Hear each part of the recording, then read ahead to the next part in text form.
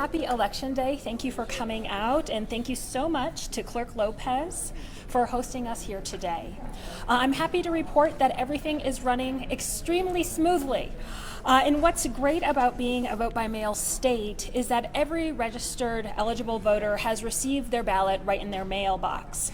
And they can research and fill out their ballot from the comfort of their sofa or their chairs at home and drop it off at one of the hundreds of drop boxes across the state. If voters still have a ballot sitting on their kitchen counter, it is not too late. You can drop it off at a drop box or voting center until 7 p.m. this evening.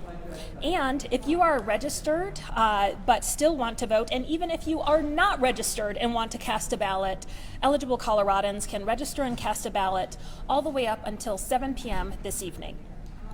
I want to remind voters that even though this isn't a presidential year, that doesn't mean there aren't important issues on the ballot. From the statewide initiatives to school board races, these are the decisions that greatly affect our communities. Elections, big and small, are how we make our voices heard on important issues. So I encourage every eligible voter who has not yet cast a ballot to do so. This year we have 405 drop boxes and 147 VSPCs available statewide. Voters can go to govotecolorado.gov to find a drop box or voting center close to them. Now, as of 12 p.m., 961,877 voters have already cast a ballot. The breakdown of that is 303,010 Democrats, 314,414 Republicans, and 335,370 unaffiliated. The breakdown between mail ballots and in-person votes cast is 953,566 mail ballots returned and 8,311 people who have cast a ballot in person. In terms of turnout, we expect a lot of people to return their ballots today. Typically, 40% of ballots are returned or voted in person on Monday or Tuesday of Election Day and the day before, of course. So we expect those numbers to increase. Voters again have until 7 p.m. to drop off their ballot or get in line to register and vote. And according to a recent analysis, in the past decade, state turnout reached only 40% once for an off-year election, compared with even-year elections that see upwards of 80% of voters casting a ballot. We also tend to see lower turnout directly following a presidential election year. As compared to similar elections at this point in 2017, there was 869,000 ballots returned, and in 2019, there were just over 1.1 million ballots returned at this point. So this year's election is trending to be on pace with 2017. Tonight, initial results will be reported shortly after polls close at 7 p.m. A reminder that election night results are never official results. In the days after Election Day, military and overseas voters return their ballots, signature discrepancies can be fixed, and bipartisan audits are conducted to determine to a statistical degree of confidence the results. Like any election, there is quite a bit of activity after Election Day. This is just part of it, which will continue. And I just want to remind Coloradans that on top of all the after-election activity that happens, there is a lot of election misinformation. So make sure when you need to know information about the voting process or what happens after Election Day to go to a trusted source of information like govotecolorado.gov or your county clerk for important election information. The foundation of a democracy is that everyday people can decide the future of our communities. In Colorado, it doesn't matter whether you grew up like me in a rural part of the state or if you're from a big city, the amount of money in your bank account or the color of your skin. You can make your voice heard and decide our shared future. So I encourage everybody to get out and cast a ballot if you haven't done so, and make a plan to vote by 7 p.m. today. And with that, I'll turn it over to Clerk Lopez so he can give you an update on Denver's elections. Thank you. Thank you, Madam Secretary. And thank you all for being here, and thank you for this opportunity. I want to thank, first and foremost, the voters of this city and this state. You have created a system that is secure, that it's safe and transparent without compromising access. Access to the ballot box is the defense of democracy. And the folks you see behind me, our election judges, are defenders of democracy. And when we talk about defending democracy, we often think about our uniformed and overseas personnel who are literally defending the democracy.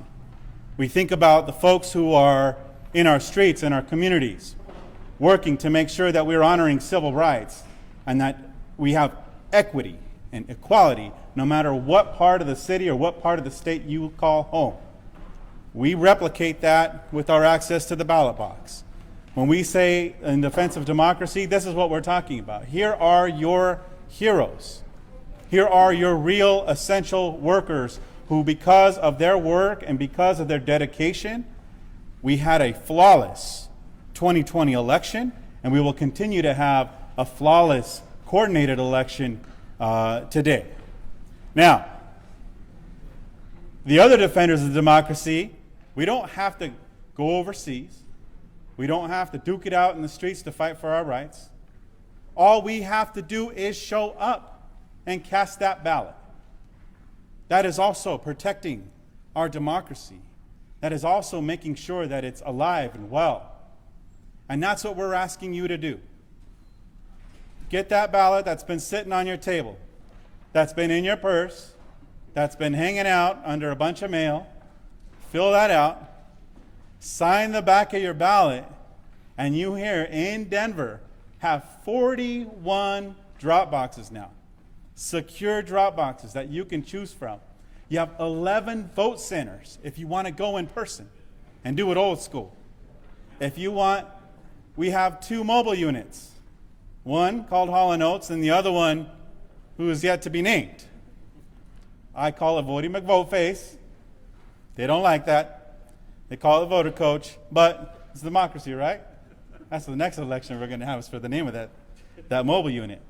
But I in all sincerity and in all seriously, I want to make sure folks know that here in Denver, here in the state of Colorado, you have an easy access to the ballot.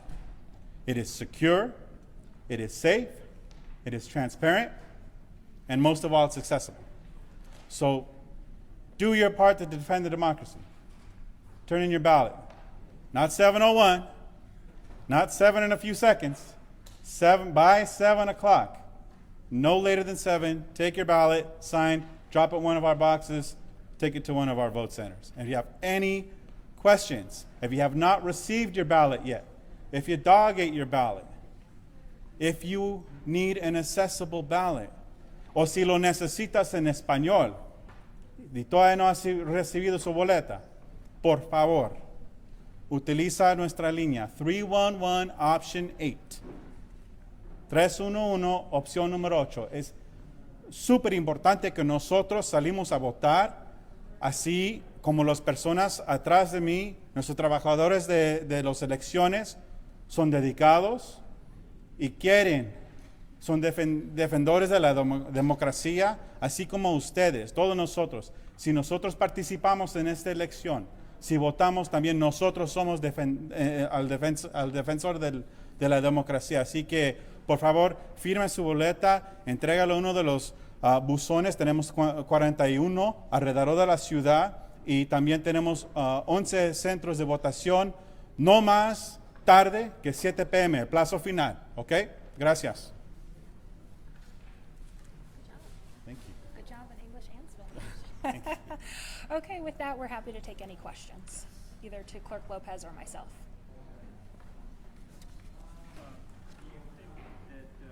Republican disinformation about the 2020 election has led some Republican voters not to cast ballots in this election? Well, I am incredibly concerned about disinformation, and I was concerned last year also. And that's why Colorado was one of the first states to set up our own unit within my office to combat foreign disinformation, and we're continuing to do that. I think it's incredibly important that elected leaders repeat facts and the truth and not mistruths. But we'll have to see what final turnout is, and I'm sure there's lots of people to determine what were the effects of turnout. But so far, like I said, we're tracking approximately right on track of a typical odd-year election. You said there are no, excuse me. You said there are no issues, but have you had to specifically check in on Mesa County? Oh, well, we talk with all our counties all the time. You can ask Paul. We're in constant contact with counties from across the state, assisting them on all types of issues. So no specific issue coming out of Mesa County. Of course, I was very happy to recommend the appointment of my predecessor, Republican Secretary of State Wayne Williams, and the former Republican clerk to supervise this election. We knew we had record turnout in the state last year, and I know that you all weren't expecting that sort of turnout right now, but is it disappointing just to go from record turnout to see these? No, it's not at all. Colorado is the gold standard of election access and security, and I think the clerk was spot on in saying how many drop boxes are available just for Denver. So we're on track for a typical odd-year election. Of course, we want every eligible voter to cast a ballot, and I think Clerk Lopez so eloquently illustrated that all of us are defenders of democracy. We are a free people because we get to choose who leads our communities. So I just encourage Coloradans to cast a ballot, and I'm so proud of our election system and of Clerk Lopez's leadership. Would you like to add anything there? Yeah, actually in Denver, when we looked at the numbers, we're actually on track and trending higher than what we were in a coordinated in 2019. Are we at a presidential level? No, in terms of turnout. But for a coordinated election, especially with the Denver ballot that has 13 questions and school board members, we're trending higher than what we usually are for a coordinated election. Knock on wood, that depends on everybody coming out to vote, and that's why we're doing this, is right, to make sure that folks understand that every single election matters, every single one. Can you describe what these defenders of democracy are doing exactly? Yes, these are our election judges, and what this is part of our ballot processing.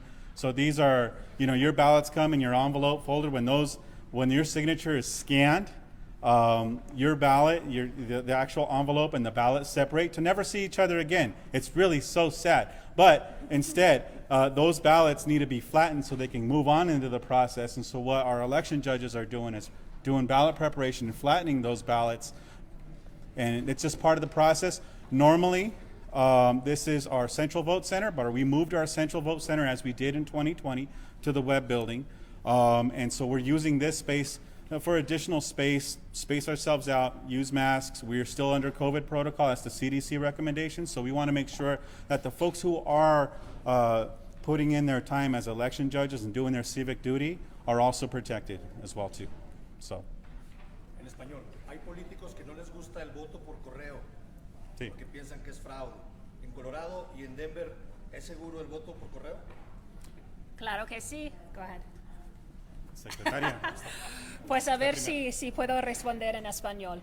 Pues el voto por correo es muy seguro y en Colorado hemos usado este tipo de votar por años, desde el 2013. Y ha ganado candidatos republicanos y demócratas, y con este sistema Colorado es considerado el estado más seguro en todos los Estados Unidos para votar. ¿Me salió bien? Sí, muy bien. Y puedo decir que el voto por correo, disculpe, es muy fácil, es seguro.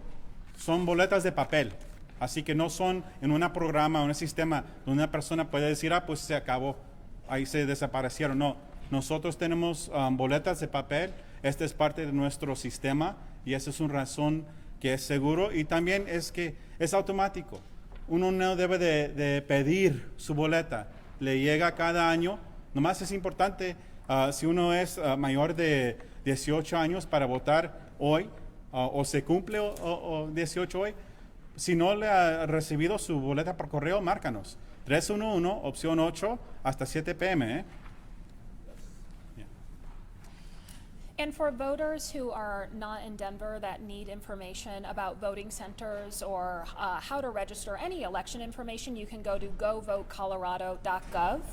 And that in español is vayavotarcolorado.gov. Qué bueno tener un secretaria que habla español.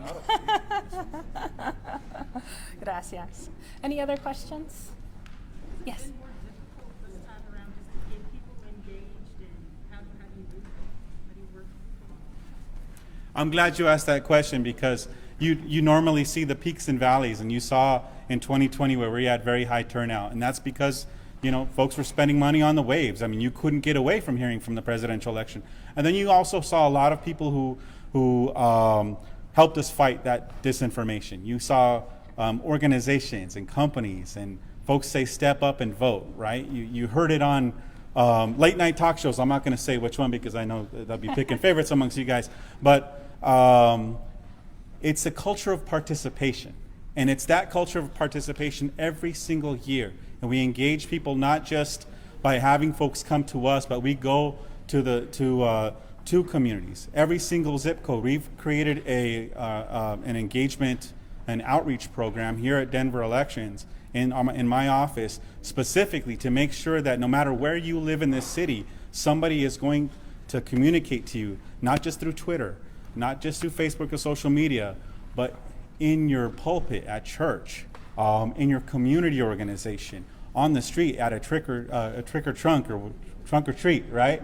We're engaging on every single level that we can so we can get to folks and so they know and understand how easy it is to vote, but also so they could take action to register to vote and to participate.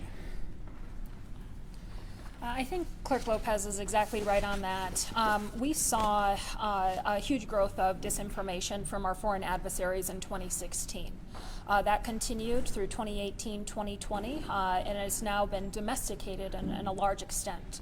It's chipping away at confidence, laying the groundwork for voter suppression laws that we've seen across the nation. And we have to push back with good information and communicating to people where they are. But one thing that is so great about Colorado is that even though we're seeing the attacks on democracy across the nation, Colorado has stopped those attacks. We have supported and protected our vote by mail for all system, early voting, same-day voter registration, voting centers, the bells and the whistles that we have, and even with the push of trying to clamp down on voting rights, we'll keep on moving forward. That includes passing legislation to support multilingual Coloradans, having more security grants for counties, streamlining registering to vote, and all those pieces of legislation done this year with bipartisan support. And we're holding the line when we see attacks on democracy. We killed 5 bills to suppress the vote this legislative session. I was the first Secretary of State in the nation to prohibit fake third-party election reviews, and most recently the quick action we took in Mesa County. So all Coloradans, Democrat, Republican, and unaffiliated alike, should have confidence that their voice is heard, because that's what we're working for every single day. Have any notable trends or patterns emerged so far regarding voter turnout? I think we'll have to see when polls close, but so far things are going very smoothly, and it looks like it's on trend of a typical odd-year election. Any last questions? Okay. Well, thank you guys. Thank you for covering this. Thank you to Thank you. Clerk Lopez. Thank you, Madam Secretary. And thank you everybody here. We appreciate it. Thank you.